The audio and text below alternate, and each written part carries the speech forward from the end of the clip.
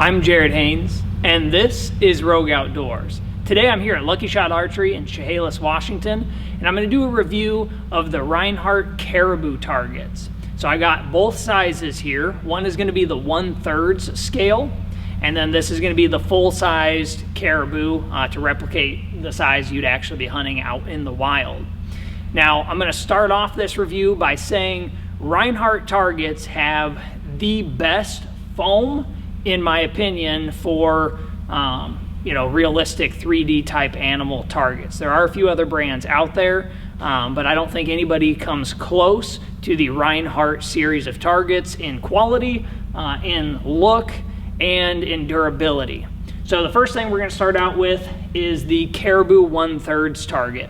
So this is a 2022 and older model. So it was actually the Woodlands, where this portion of the foam is not their signature series like the insert, which means this would weather quicker.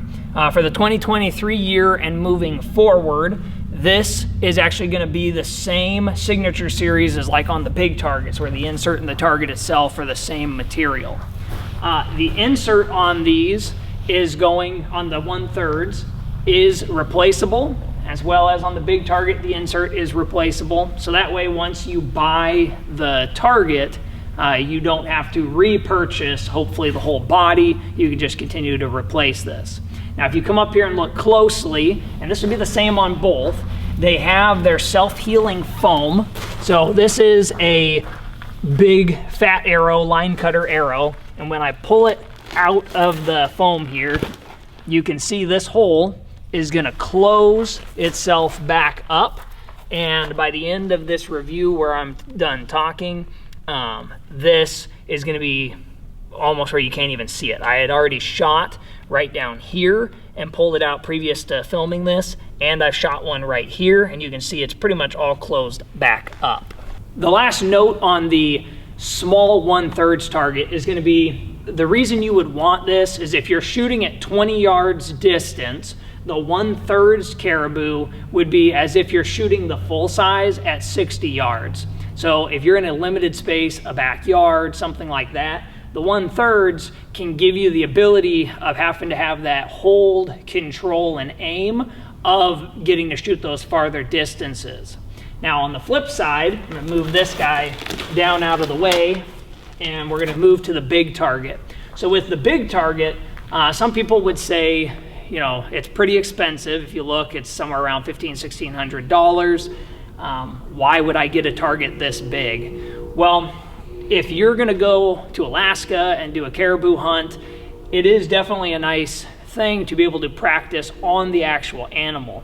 So like where I normally shoot, I have a 30-yard range at my house. I live in town, and so that's as far as I can get.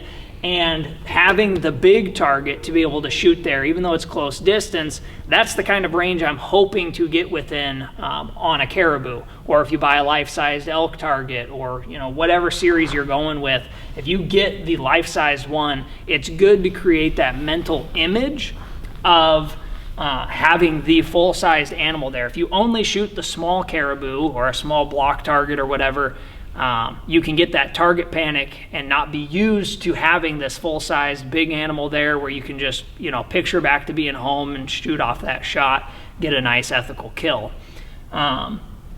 On this, after talking to Cody here at Lucky Shot, something that he told me, if you're a range looking to purchase this, is on the caribou as well as the elk target. One thing to keep in mind, if you come up here and take a look, is down here at the bottom of the target below the insert. So all of this is replaceable. This lower section down here, if it gets shot through from people missing low, you can no longer replace it. Basically the target then is useless because it'll just fall out through the bottom.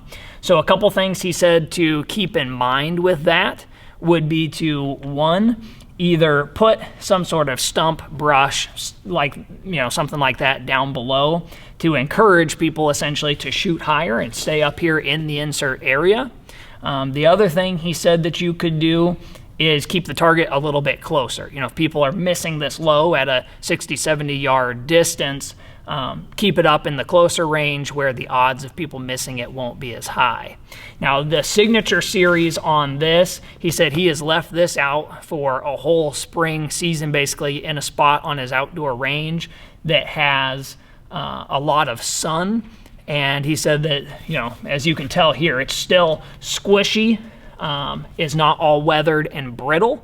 And so the signature series with their UV coating and stuff that they put on there is definitely something that can withstand, you know, you don't have to bring it in and out of the elements every single day. You know, it can be out there for a while. You do definitely want to take care of them. They're an investment and expensive, and they're not that heavy. Besides it being awkwardly long to carry, one person can carry this. So, you know, the target itself is pretty easy to move. The hardest part is, if we look here on the bottom of this Caribou, the feet just lining up the rebar post when you're going to put it into the ground is probably the hardest part of the whole thing.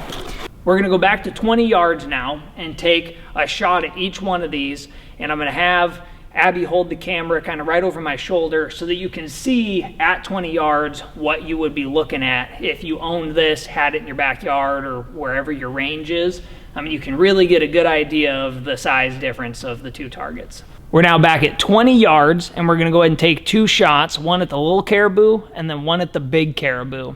I want you to really pay attention to the big major size difference. I mean, you're going to be able to tell that the small Caribou is basically right at the bottom of the large one. And so this is what I meant by you want to be able to visualize, you know, the animal you're actually shooting. So for the 1/3 being that, you know, equivalent to a 60-yard shot at 20, there is definitely a benefit there. But to envision actually sneaking up, spot and stalking a caribou and shooting it with your bow at a, you know, somewhat close range at 20 and 30 yards, it isn't going to look like a real caribou will look at that distance.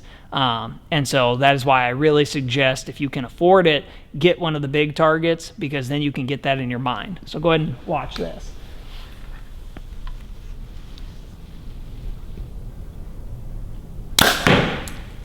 That's one at the small Caribou, and then we're going to take one shot right here at the large Caribou.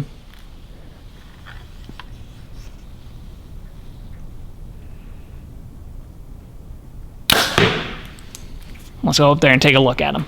This is the first video that I'm hoping to do on the full series of Rinehart's targets.